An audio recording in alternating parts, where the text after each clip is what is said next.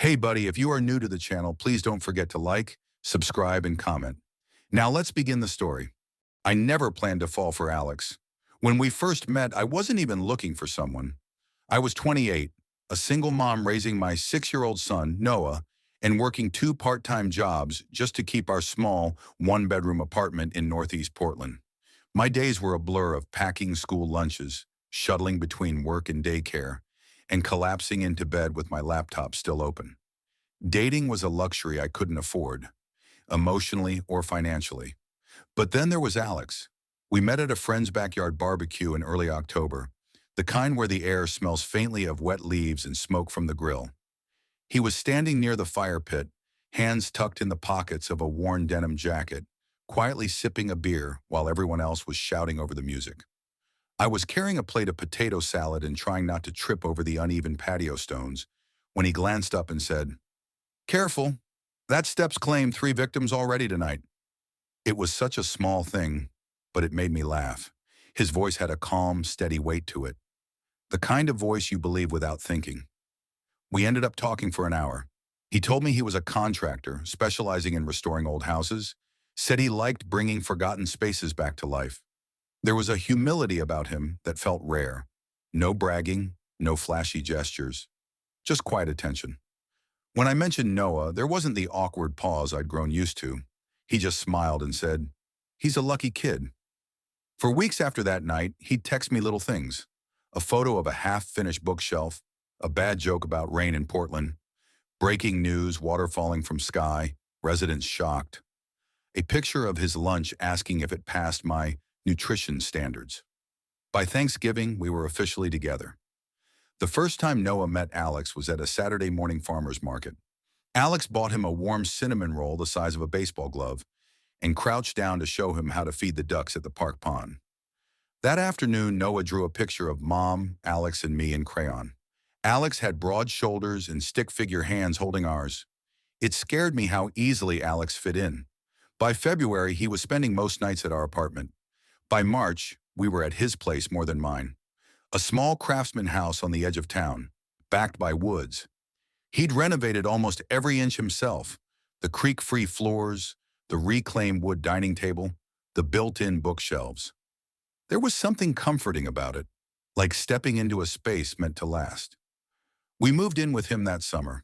The first crack in the picture came quietly.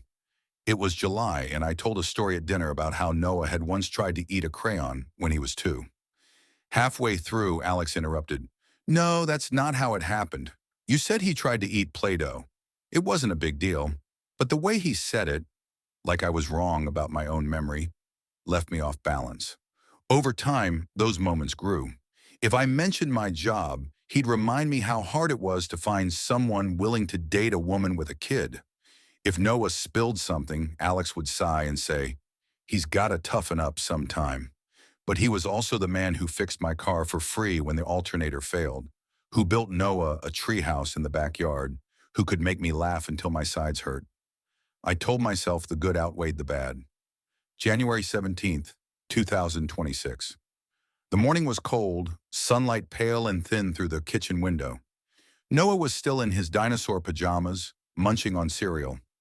I was rinsing dishes when my phone lit up with a piercing alert. National Emergency Alert. Biohazard release detected in Pacific Northwest region. Shelter in place immediately. Lock doors, seal windows, await further instructions. I stared at the screen, water running over my hands until it overflowed the sink. Alex came in from the garage, wiping his palms on a rag, completely calm. "It's starting," he said. I thought he meant an earthquake or a storm, but when I asked what, he just shook his head and said, "Doesn't matter. We're ready." That's when he led us downstairs. The basement wasn't just a basement. It was a fully stocked shelter. Shelves of canned food, cases of water, thick blankets, even a portable generator. I'd known he kept supplies, but I'd never seen the full extent. It was almost obsessive. We stayed there for the first night without leaving. Noah colored in a sketchbook by flashlight while Alex sealed the narrow windows with duct tape and plastic sheeting. The second day, the power upstairs flickered and died. Alex didn't seem surprised. By the end of the first week, the milk was gone. By the end of the second, the fruit. Noah kept asking for apples. Alex told him, "We have to save what we've got." That's when Alex began locking the basement door from the outside. I told myself it was for safety. He'd leave during the day to patrol the neighborhood, as he put it, always coming back with something: more cans, a blanket, sometimes a flashlight. But one night, he didn't come back until sunrise. His clothes were damp, and there was a sharp metallic smell on him. He said nothing about it. The next day, he brought down a meat stew, said it was fresh. I hadn't seen fresh meat in weeks. I took one bite and froze. The texture was wrong. Noah said, "It tastes funny, Mom." That night, I found a tooth in the trash. Not a child's. From there, things moved fast. Alex started watching Noah more closely, commenting on how much he'd grown, how protein was running low. I barely slept. On February 2nd, the door latch upstairs didn't fully catch. I waited until Alex left at dawn, wrapped Noah in a blanket, and crept up the stairs. In the kitchen, the oven was on. Something was baking. The smell was thick and nauseating. I opened the fridge. Inside was a leg, unmistakably human, wrapped in plastic. A Ziploc bag beside it held 5 toes. I grabbed Noah, a coat, and my car keys. We ran barefoot through the frost, snow biting at our ankles. I didn't stop until we reached a neighbor's house 2 streets over. The door was ajar. Inside was silent and cold. No sign of life. We stayed anyway, hiding in the coat closet until I heard voices outside. Rescue workers in hazmat suits. We were evacuated that afternoon. They told me they'd found traces of at least 3 victims in Alex's basement. No bodies, just blood and fragments. Alex never surfaced. It's August now. Noah is in therapy, so am I. Some nights are better than others, but every once in a while I'll wake in the dark and hear a noise in the hallway. Slow, steady footsteps. And my heart will stop until I remember we're safe. Noah still asks about Alex sometimes. I tell him Alex went away, and I haven't eaten meat since. Story 2. I never thought the scariest night of my life would start with something as boring as folding laundry. It was a Thursday in early October, the kind of day in Willow Creek, Oregon, where the air smells faintly of rain even if it hasn't fallen yet. My son Caleb was sprawled on the living room floor, building a crooked Lego tower while I tried to match socks that never seemed to come in pairs. The hum of the dryer was steady, comforting. I remember thinking, we're okay. Things are finally normal. Normal had been a foreign word for me the past few years. I'd spent 5 years with Caleb's father, Ryan, a man who could make me feel like the only woman in the world one minute and like a ghost the next. We'd fought over bills, over my tone, over whether I'd remembered to buy his favorite coffee. The fights had gotten louder after Caleb was born, until one night I packed a duffel bag and left while Ryan was at work. The months after that were survival mode. I worked mornings at a bakery, spent afternoons chasing a toddler who had the energy of a nuclear reactor, and collapsed into bed most nights with my clothes still on. Romance wasn't on my radar. I wasn't interested. I wasn't ready. So when my upstairs neighbor, Lydia, mentioned that a friend of hers might be perfect for me, I laughed in her face. Me. Perfect for me is a dishwasher that loads itself and a toddler who naps on command. Lydia. I'm serious. He's a good guy. Kinda quiet. Works construction. He's been through some stuff too. Me. Yeah, I'm all set with men who've been through stuff. Lydia. Just have coffee with him. If you hate it, you can blame me forever. His name was Adam Pierce. The first time I saw him, he was leaning against Lydia's car in the parking lot, hands shoved into the pockets of a faded hoodie. He had dark hair that needed a cut, pale blue eyes, and the kind of polite half smile you give a stranger in the grocery store. We met at a diner on the edge of town. I was 15 minutes late because Caleb refused to put on shoes, and by the time I got there, I was sweating through my sweater. Adam stood up when I walked in. Adam, long day? Me. Something like that. Sorry, my life runs on toddler time. Adam, I don't mind. Gives me an excuse to order pie. He was easy to talk to. Not in that fake, I read this in a dating book way, but like someone who actually listened. He asked about Caleb without making it weird. He didn't flinch when I mentioned I was divorced. He didn't seem to be in a rush for anything. That was the first hook. 6 months later. It's funny how slowly storms can roll in. Adam started coming over a couple nights a week. He'd bring groceries or fix the leaky faucet under my sink without me asking. Caleb adored him. One night after Caleb had the flu, Adam stayed up in the armchair beside his bed so I could sleep. I remember watching them, my little boy breathing in soft, feverish gasps, Adam's hand resting on the blanket, and thinking, maybe this could work. The first red flag didn't look like a red flag. We were at a barbecue Lydia was hosting. Caleb was with my mom for the weekend, and I'd had my first glass of wine in months. Adam was quiet most of the night, standing just close enough to keep an eye on me. When one of Lydia's co-workers asked me to taste his homemade salsa, Adam stepped between us. Adam, she's good. Me. I didn't say I wasn't good. It's salsa. Adam, smiling, but not really. Don't let every guy hand you food. I laughed it off, but something about the way his eyes followed me the rest of the night made my skin feel tight. Over the next few months, his quiet shifted. At first, it was little digs. You're going to wear that? You sure Caleb should be eating that much sugar? Your friends don't really get you. Then rules. Text him when I got to work. No dinners out without him. No phone calls after 9 p.m., unless it was him. When I pushed back, he'd go silent. Hours, sometimes days. Then he'd show up at my door with flowers or takeout and act like nothing happened. I started to measure my words, my clothes, my time. The first time he shoved me, it was over something absurd. I'd forgotten to lock the front door after bringing in groceries. Adam, anyone could have walked in here, Jenna. Anyone. Me. I was carrying 2 bags and... Adam, stop making excuses. His hand hit my shoulder, hard enough to knock me back a step. I froze. He didn't. Adam, I can't lose you. I told myself it was stress. I told myself he was still the man who fixed my sink. It was a Thursday again. Caleb had a cough, so I told Adam I'd be sleeping in his room to keep an eye on him. Adam didn't argue. He'd been drinking since lunch, so I figured he'd pass out early. At 1:47 a.m., I woke to the sound of Caleb's door opening. Adam stood there, his face half in shadow. Adam, why are you avoiding me? Me. I'm not. Caleb's sick. Adam, stepping closer. You think I'm stupid? He grabbed my wrist and yanked me out of bed so hard I nearly tripped over Caleb's train set. Adam, you've been talking to someone. Me. I haven't. Adam, don't lie to me, Jenna.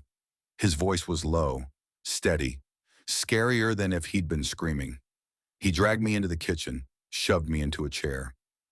Adam, if you ever try to leave me, you won't make it far. For 30 minutes, he just stared at me, one hand tapping the table. Caleb patted into the doorway, rubbing his eyes. Caleb, Mommy? Me. Go back to bed, baby. That moment, seeing my son there, confused and scared, snapped something in me. I told Adam I needed to get Caleb water. He let me go. I scooped Caleb up, walked toward the kitchen, and bolted for the front door. Barefoot, no phone, no keys, just my son in my arms. We ran 3 blocks to the all-night gas station and begged the clerk to call 911. Adam was arrested 2 hours later. In his truck, police found a notebook. My name scrawled on the first page, followed by dates and chilling notes about making sure she can't leave. The detective told me point blank, Detective, you're lucky you left when you did. I gave my testimony and took Caleb to live with my aunt in Montana. I changed my number. I bought new locks. I keep a baseball bat under my bed. A month later, a plain envelope arrived in the mail. No return address. Inside, a single sheet of paper. You'll always be mine. I tell myself he's gone, that we're safe. But some nights, when the house settles and the wind shifts, I swear I hear footsteps outside my window. And I remember monsters don't just hide under your bed. Sometimes they build the bed with their own hands and lie down beside you. Story 3, I always thought I could spot trouble before it got too close. That's what happens when you grow up with a mom who triple locks the doors at night and checks the back seat before she gets in the car.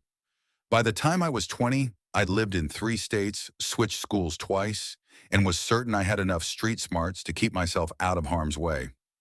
I didn't think I was naive.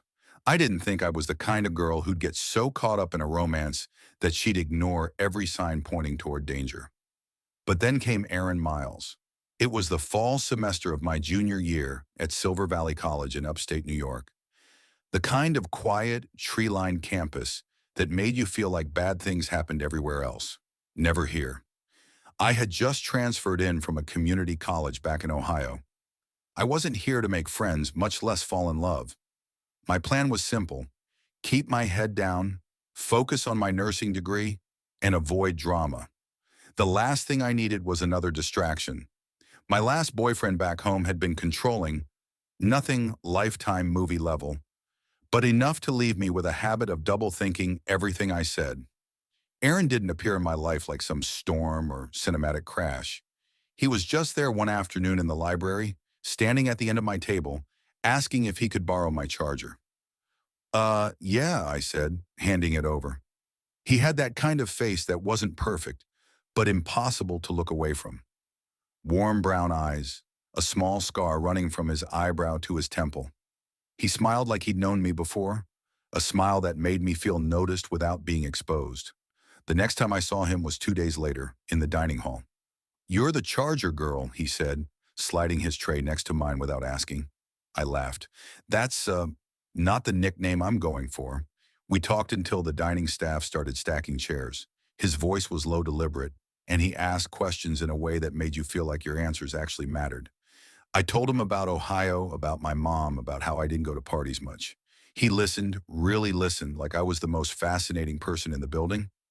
For the first month, it felt like something out of a paperback romance. He'd walk me back to my dorm at night, text me good morning before my alarm even went off, bring me coffee without me asking. "You look like you could use this," he'd say, placing it in my hand. The first time he called me sunshine, I felt that same dangerous flutter I'd sworn to myself I wouldn't fall for again. My roommate Tara noticed too.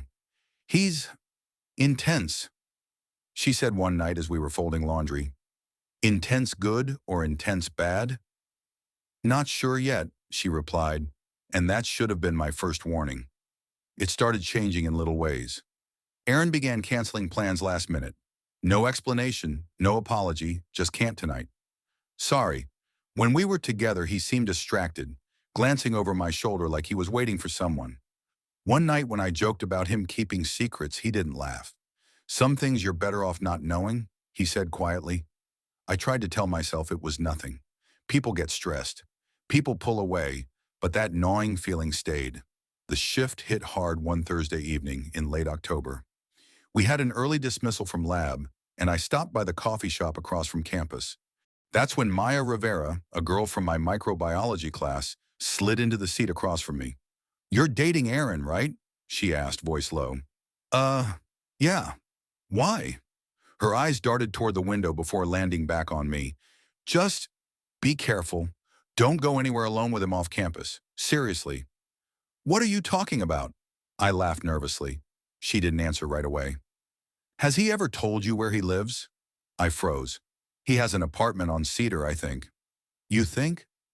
"Well, I've never been there," I admitted. "He says his roommate's weird about guests." Maya leaned in. "No one knows where he actually lives. Not professors, not friends, not his so-called teammates from intramural soccer. He just shows up and people disappear." I stared at her, trying to decide if she was joking.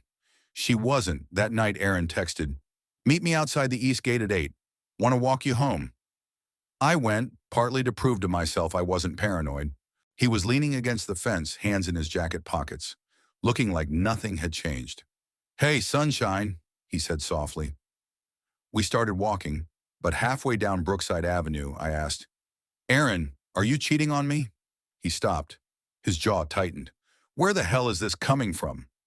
Just tell me the truth, please." His eyes searched mine, and for a second I thought I saw fear. Then a faint rustling in the bushes made both of us turn. "Probably a raccoon," I said, but Aaron grabbed my hand hard enough to hurt. "We need to run."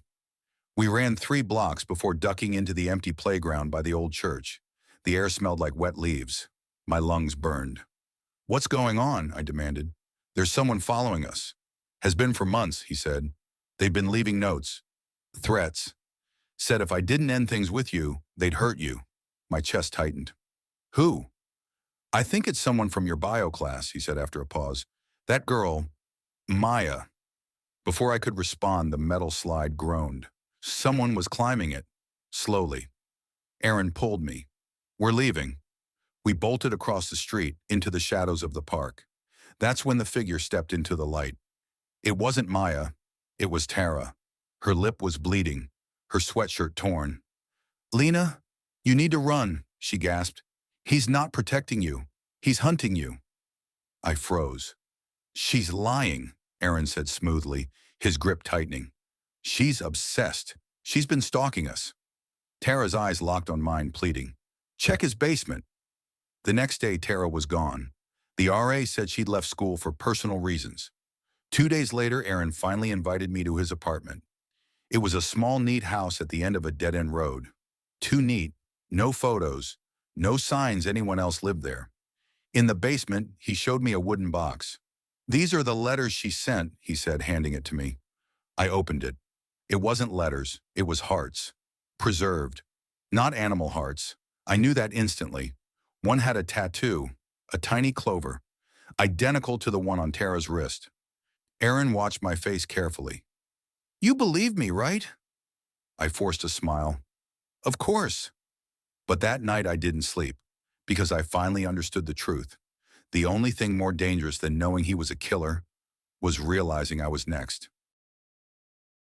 Story 4. I never thought I'd be the kind of woman who would end up telling this story. The kind people read online and say, "Why didn't she leave sooner? Why didn't she see it coming?" I used to say those things too. I used to believe I could spot danger before it got close. Turns out danger doesn't always knock with a scary mask on. Sometimes it smiles, holds the door open for you, and asks how your day was. Back in 2017, I was 23, living in a quiet apartment complex in Milford Springs, Vermont. I worked as a barista in a small coffee house on Main Street, one of those places with reclaimed wood counters and chalkboard menus. My life was simple. Early shifts at work, runs by the lake after sunset, Sunday dinners at my mom's. That year, my 3-year relationship ended. It wasn't ugly, just dead. We'd grown apart, and by the time it was over, I felt more relief than grief. One Friday night, my coworker Jenna convinced me to download a dating app. "You don't have to marry anyone," she laughed, handing me my own latte across the counter. "Just talk to people. Get out there again." I wasn't sold on the idea. I've always been cautious. I like my space, my routines. But that night, I sat on my couch in sweatpants, half watching some home renovation show, and downloaded it anyway. That's how I met Aaron Cole. His profile wasn't flashy. No shirtless gym selfies, no just ask bios. Just a normal-looking guy. Dark blonde hair, warm brown eyes, a short line about liking dogs and photography. We started messaging on a Sunday morning. His first message wasn't some cheesy line, just, "You like black coffee? Or is that just the picture?" I laughed out loud. My profile picture was literally me holding a mug. We talked for 2 days before he suggested meeting in person. "Quick coffee, middle of the day. You pick the place," he wrote. I liked that. No pressure. We met at a little bakery a block from my apartment. I remember he stood up when I walked in. He had this steady, calm voice, the kind that makes you want to lean in to hear more. He asked me questions about my life, my family, what I wanted to do in the next 5 years. It sounds silly, but I felt seen. After months of feeling invisible in my last relationship, that meant something. The first month was good.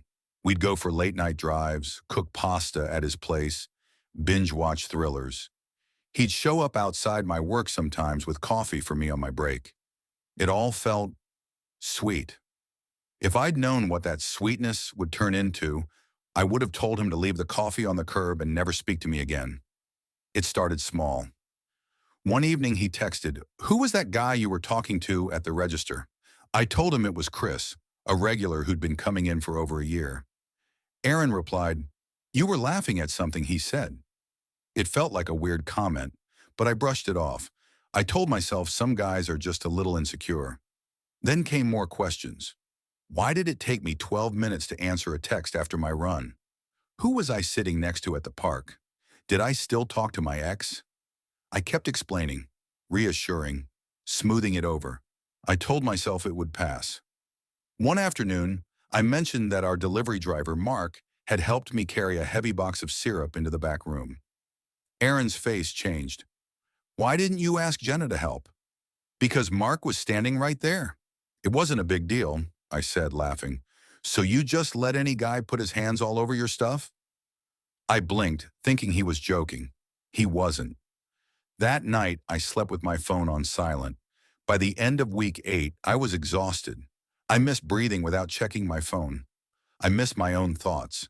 So I decided to end it. We met in a public park. I thought that would make it easier. It didn't. He didn't shout. He didn't cry. He just stared at me like he was memorizing my face. You'll regret this, he said finally. I'm the only one who really sees you. I didn't respond.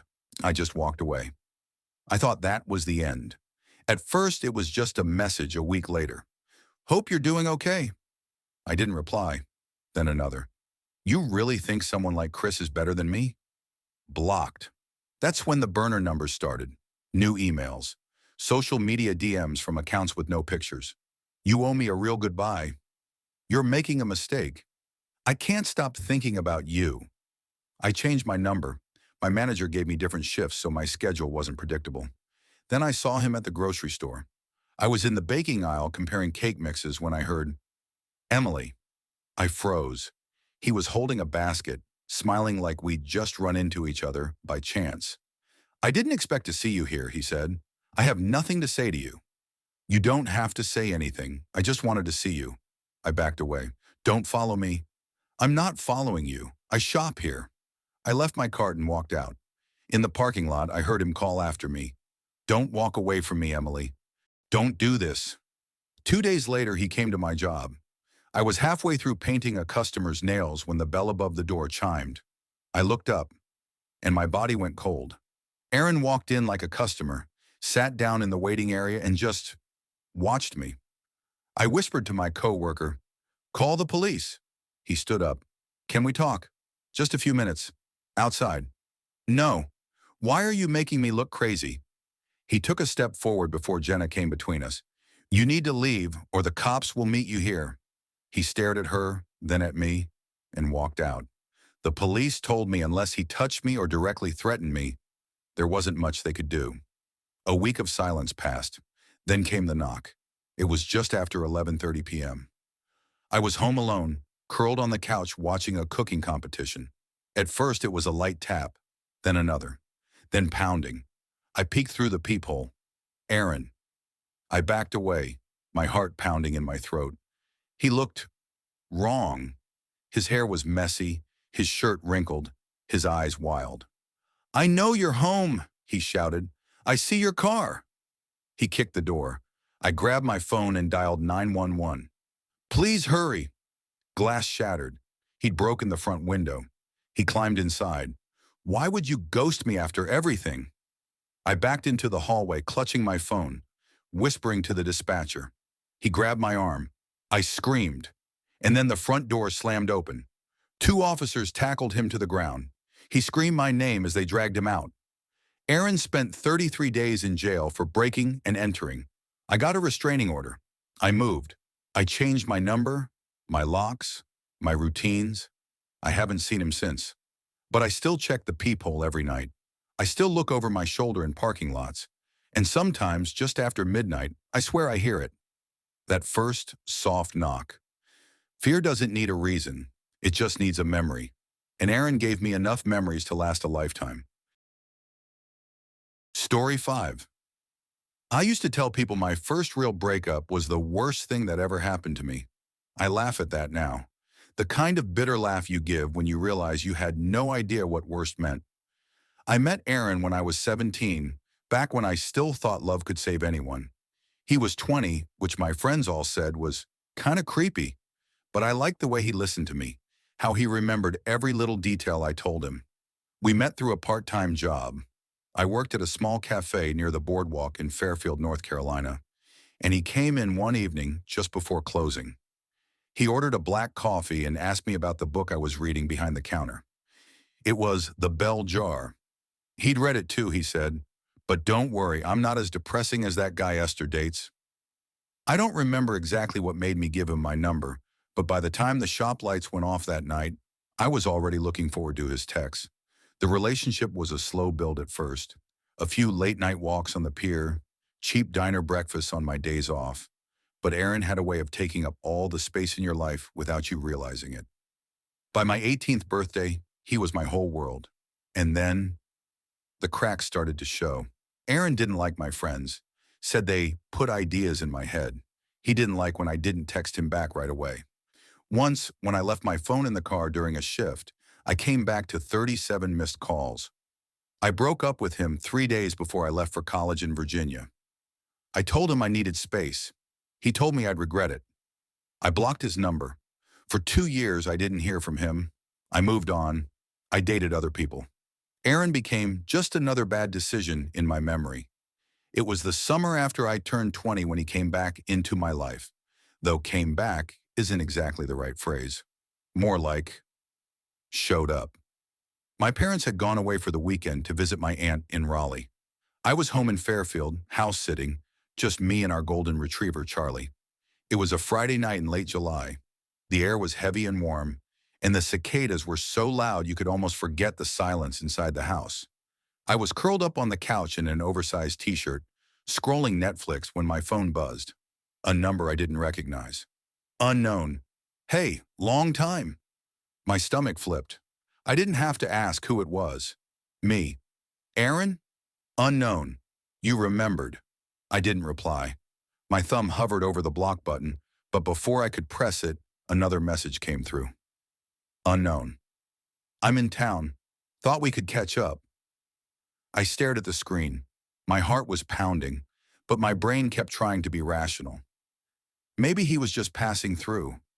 Maybe he really did just want to talk. And then, the part that still makes me cold when I think about it, another buzz. Unknown. Cute dog. Didn't know you still had him. My head jerked toward the living room window. The curtains were drawn, but every cell in my body told me he was out there. I got up slowly, careful not to make noise. Charlie followed me, tail wagging. No clue that something was wrong. I grabbed my phone and crept toward the kitchen, where I could peek through the side window without being seen. Nothing. Just the street, lit by the dull yellow glow of the lamppost. Then Charlie's ears perked up. His tail stopped wagging. A sound came from the back of the house. A soft, metallic scrape. I froze. The back door had an old deadbolt that stuck if you didn't turn it just right. I knew that sound. Someone was trying to open it. I didn't think. I grabbed Charlie's collar and dragged him toward the stairs, my bare feet silent on the hardwood. I ducked into the upstairs bathroom, shut the door and locked it. My hands were shaking so badly I nearly dropped the phone as I dialed 911. The dispatcher's voice was calm, steady, but I could barely hear her over the blood rushing in my ears. Then, the sound of footsteps, heavy, deliberate, coming up the stairs. A man's voice, smooth, familiar. Come on, Allie. We don't have to do this the hard way. He was right outside the bathroom. I called the cops. My voice cracked. He laughed softly. Then we'd better make this quick. The doorknob rattled. Charlie barked, loud and deep, his nails scraping the tile as he lunged toward the door. The dispatcher told me to stay quiet. That help was minutes away. I pressed myself against the wall, holding Charlie's collar with both hands. After what felt like forever, the footsteps retreated. I heard faint voices downstairs, 2, maybe 3 people, and the sound of drawers opening. Something heavy hitting the floor. And then, silence. I stayed in that bathroom until the doorbell rang. When the police came in, the house looked like it had been gutted. TV gone, laptop gone, jewelry gone. The officer asked if I'd gotten a good look at him. I told her no, but I knew. It was Aaron. They never caught him. It's been 3 years. I live in another state now. I keep my windows locked, even in summer. My curtains drawn at night, I have a baseball bat by my bed. And sometimes in the early hours of the morning, when the world is quiet and my phone buzzes on the nightstand, I don't check who it is because I'm afraid one day it'll say, "Hey, long time." Story 6, I was 20 when I met him. It was late August in Mapleford, Ohio, the kind of small Midwestern town where every street smelled faintly like cornfields and fried food from the diner on Main Street. I had just started my first semester at the community college and landed a part-time job at Grayson's department store, the kind of place that had Christmas decorations out by October and an entire wall of discounted bath towels no one really needed. I wasn't the type to be noticed. I'd never had a boyfriend, never been kissed. My friends teased me about it, called me a late bloomer in a gentle way, but deep down I felt like something was wrong with me. I told myself I was fine with it. Schoolwork and my little brother kept me busy enough. The first time I saw him, he was unloading boxes in the stockroom. Broad-shouldered but not tall, sandy blonde hair, sticking up like he'd run a hand through it 100 times that morning. He wore a faded black hoodie even though it was warm out. "That's the new guy," my coworker Mel whispered to me while we sorted clearance jeans. "Kyle Parker. Just moved here from Indiana. He asked if you were single." I snorted. "And what did you say?" She smirked. "Told him I wasn't your spokesperson, but I think he's cute. You could do worse." When I glanced over, he looked up from the box cutter in his hand and, God help me, smiled. Not just a polite smile. It was the kind that made my chest feel too tight. The first conversations were harmless. He'd stop by my register to grab batteries and ask how my classes were going. He'd tease me about my neatly organized pen jar or the way I hummed under my breath when counting change. It felt easy, natural. "Want to grab coffee after work?" he asked one Friday. "I don't really," I started, but he cut in. "Come on, just coffee. I promise I don't bite." We ended up at the 24-hour diner across from the store. I ordered hot chocolate instead of coffee, and he laughed like it was the most adorable thing he'd ever seen. "You're different," he said, sipping his black coffee. "Not like the girls I knew back home. You're real." I didn't know what that meant, but I liked the way it sounded. It escalated quickly. Within weeks, we were texting constantly. He'd show up during my lunch break with fries for us to share. He'd walk me to my car after closing, sometimes leaning against the driver's door until I agreed to stay and talk. The first kiss wasn't what I'd imagined. We were in the dark corner of the parking lot, his hands warm on my face, his mouth urgent against mine. It felt rushed, almost like a dare. I laughed it off, telling myself maybe real kisses weren't like the movies. Then came the teasing. "God, you're so slow," he'd mutter if I took too long, ringing someone up. He'd flick the back of my ear when walking past. Sometimes he'd kick my ankle and grin. "Stop, that actually hurts." I told him once when he shoved me into a clothing rack. He smirked. "Don't be so sensitive, I'm just playing." At first I tried to match his sarcasm, but the jokes got sharper. He yanked my ponytail so hard once that a clump of hair came out. I gasped and he rolled his eyes. "Drama queen." The control started subtly. "I like you better without all that makeup," he said one afternoon. "It's just eyeliner," I laughed. "Yeah, well, I don't want guys staring at you. Save it for me." I stopped wearing makeup to work. He hated when I spent time with my friends. "They don't get you. Like I do." He'd say, "Why waste your time?" I started lying to my parents about where I was, telling them I was studying at the library when really I was driving him and his friends around. He never had money, so I paid for everything. Gas, food, even a speeding ticket. The night that changed everything started like any other. We were in my car behind the store, the August air thick and heavy. Things got physical, and when he pushed further, I said quietly, "No, I don't want to." He didn't stop. I froze. My voice barely worked. "Stop, Kyle." He kept going until something in me just disconnected. When it was over, he acted like nothing happened. I drove home on autopilot, took the longest shower of my life, and still felt dirty. I didn't even have the right words for it. A few weeks later, I started seeing someone else. His name was Drew, sweet, gentle, the type who held the door open and remembered my coffee order. Kyle found out in the break room one afternoon. "You're a fucking slut," he yelled. Everyone froze. Mel, our manager, 2 new hires. You wouldn't give it up for me, but you do for him? His face was red spit flying with every word. Something inside me snapped. Because I hated you, I shot back. You used me. You hurt me. I quit the next day. Got a job at a bookstore across town. Blocked him on everything. But blocking isn't forgetting. I'd check his social media sometimes, hoping for a message even though I knew better. And then 5 months later it came. Hey, can you give me a ride? 6 words. My stomach dropped. My fingers hovered over the keyboard. Part of me wanted to help. Old habits die hard. But something colder, sharper whispered, don't I close the message without replying? 1 week later, I saw the news local man arrested for attempted murder. The suspect, 23-year-old Kyle Parker. He'd stabbed someone in an alley and left them to die. The date? The same night he messaged me. He was on the run when he reached out. He needed a getaway car. I almost gave it to him. I sent the article to Mel. No caption, just the link. Then I blocked her too. He got 2 years good behavior. They said he's out now. Someone told me he's married, has a baby on the way, works at a gas station. 2 towns over me? I still flinch when a man raises his voice. I still wake up from dreams where I'm back in that car, my body frozen. My husband knows everything. He holds me through the panic attacks, never pushes, never rushes, but the damage is stitched into me. Kyle gets to smile in family photos while I pick glass out of my own memory. But I'm grateful for one thing that I didn't answer. Because sometimes survival isn't about fighting or running. It's about staying still, staying silent, and letting the monster rot alone. Story 7. I never thought I'd be the kind of person who had to check the locks twice before bed. Or the kind of person who couldn't walk through a parking lot without scanning for familiar cars. That used to be other people's stories.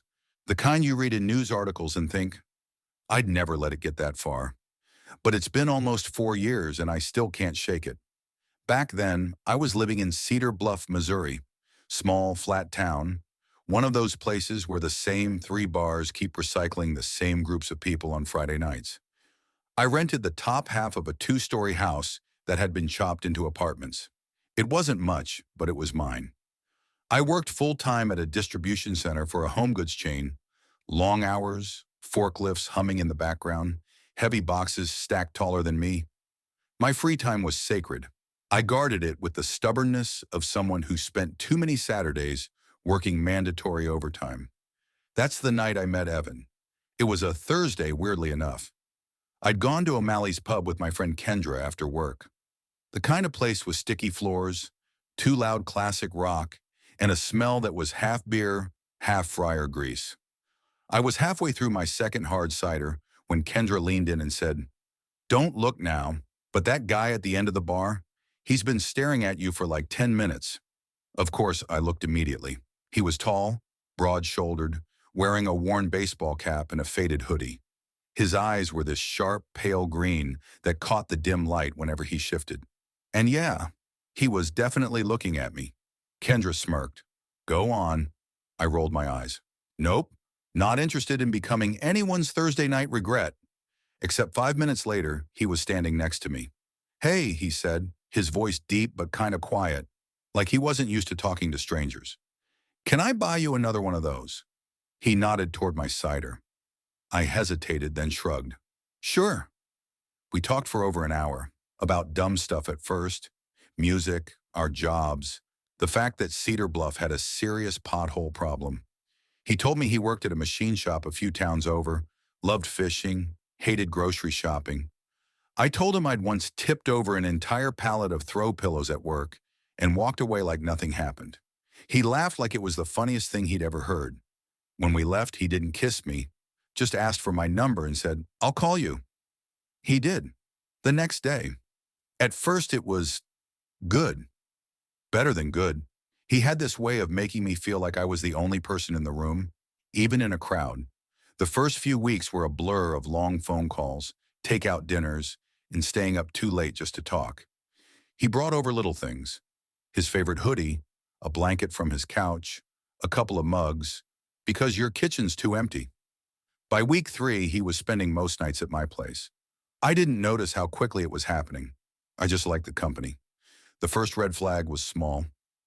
We were at the grocery store, and I ran into Marcus, a guy I'd gone to high school with. We chatted for maybe 30 seconds. When we walked away, Evan asked, "Who's that?" "Marcus, old friend, married, 2 kids." Evan's jaw tightened. "He looked a little too happy to see you." I laughed it off. "You're imagining things." He didn't smile back. The second red flag was harder to ignore. One night, my phone buzzed while I was in the shower. It was just Kendra sending me a TikTok. When I came out, Evan was holding my phone. "Who's Kendra?" he asked. I blinked. "My friend. You've met her twice." "Oh." He handed the phone back like it burned him. Things escalated after that. If I didn't text him back within 5 minutes, I'd get, "Hello? You busy or ignoring me? You're not with someone else, are you?" It was exhausting, but I told myself he just really liked me. Everyone has insecurities, right? Until the night he showed up at my job. I was on break, sitting in my car scrolling through my phone, when I saw him walking across the lot. My stomach dropped. "Evan, what are you—" "Just wanted to see you," he said. "Make sure you weren't, you know, busy with someone." My supervisor later pulled me aside. "That guy's giving people the creeps. You okay?" That's when I decided it had to end. We broke up in my living room. I told him we were moving too fast, that I needed space. He stared at me for a long time, then smiled. Small, almost pitying. "If that's what you want," he said. He kissed me on the cheek and left. I thought that was it. 2 nights later, I noticed a black Ford Ranger parked across the street from my house. Same dented fender as Evan's. I told myself it wasn't his. Plenty of people drove old trucks. But the next night, it was there again. And the night after that. I texted him, "Evan, I see your truck outside. Please stop." No reply. 1 week later, I woke up to a faint tapping at my bedroom window. I froze. My bedroom was on the second floor. When I peeked out from behind the curtain, he was standing on the back porch roof. How he got up there, I still don't know. His face was inches from the glass, his breath fogging it. "Let me in," he mouthed. I stepped back, heart pounding, grabbed my phone, and called 911. By the time the cops came, he was gone. After that, things got weirder. My trash can would be halfway down the street in the morning. My mailbox would be open when I got home from work. Once I found a single Polaroid on my doorstep. Me, carrying groceries taken from across the street. The final straw came at 3:17 a.m. on a Sunday. I woke up to the creak of my back door. I grabbed the baseball bat I kept by the bed and crept into the kitchen. The door was cracked open. And there he was, barefoot, shirtless, his hands scraped and bleeding like he'd climbed through something. "You're mine," he whispered. "You just don't see it yet." I slammed the door, locked it, and called the police. This time I pressed charges. With the restraining order in place, I never saw him again. It's been almost 4 years. I've moved twice, changed my number, changed jobs. But every night before bed, I check the locks twice. And sometimes, walking through a dark parking lot, I'll catch sight of a dented black truck and feel my skin crawl. Because once someone like that gets inside your life, you never really stop looking over your shoulder. Story 8. I used to think the worst thing a person could do was leave without explanation. Turns out I was wrong. The worst thing they can do is stay. In your life, in your head. Just long enough to dismantle every dream you've ever built, piece by piece, until you can't even remember what your own voice sounds like without them in it.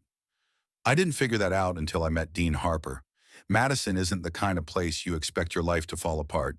It's Midwestern cozy, college town coffee shops, farmers markets by the lake, football games where the entire street smells like brats and charcoal. I grew up in a smaller place about 40 minutes north, Wexford, where everybody knew everybody, and your business was public property before you even finished living it. By the time I turned 11, I had one thing I guarded like contraband: a thick spiral-bound wedding planner notebook from the clearance bin at Target.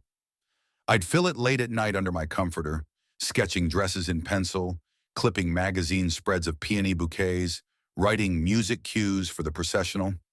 I never told anyone, except, of course, my older brother found it. "You seriously think anyone's gonna marry you?"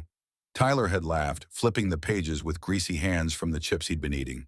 What's with all the pink crap? Looks like Barbie threw up. I remember yanking it back and shoving it under my bed, cheeks hot. I told myself one day he'd be wrong. Fast forward 13 years. I was 24, working as a receptionist at a mid-size architecture firm in Madison. Rent was high, pay wasn't great, but it was stable.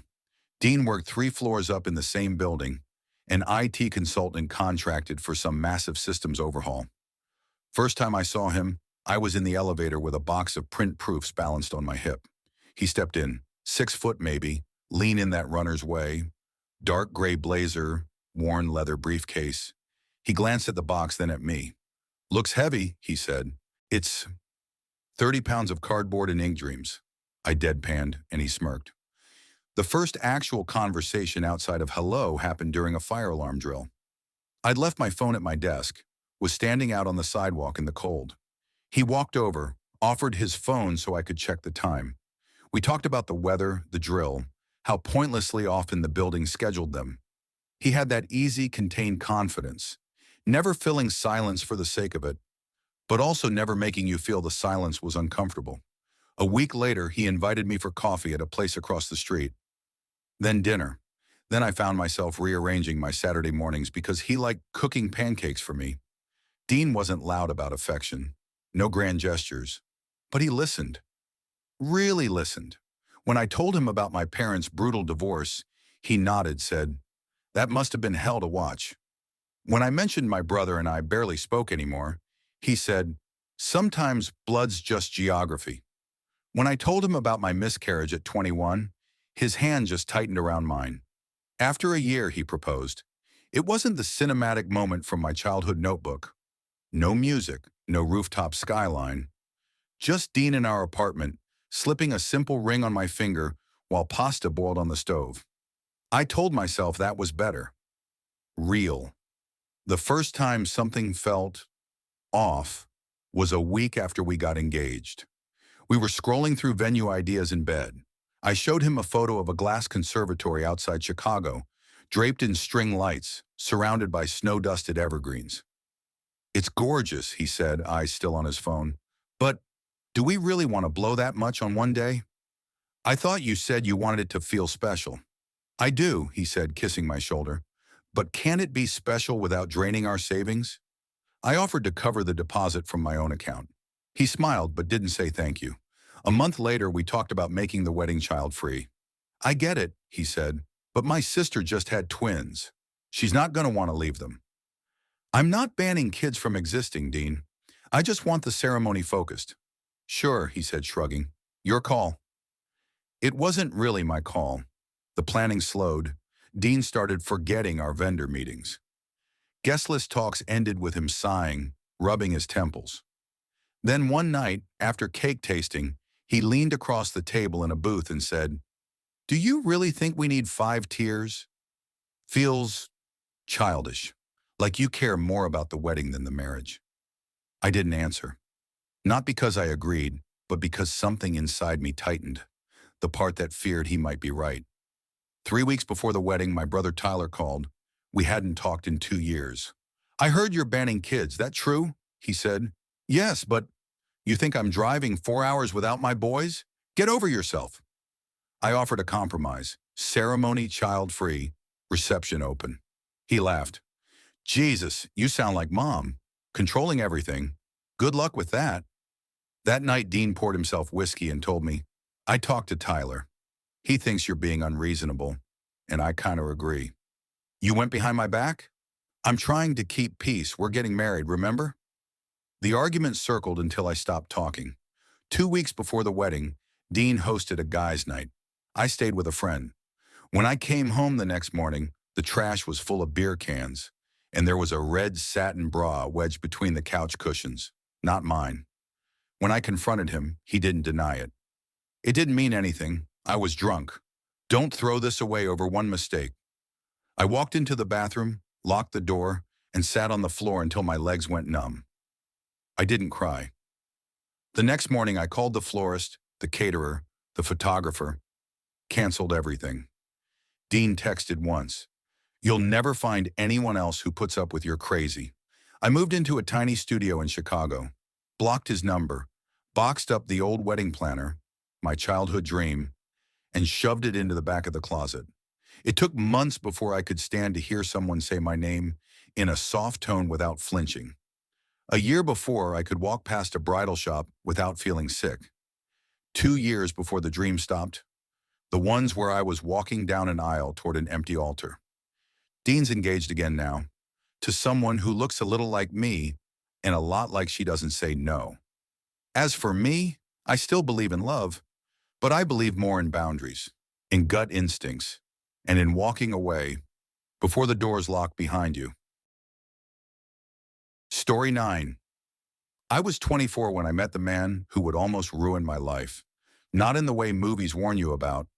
No instant red flags, no stormy eyes, no brooding bad boy tropes.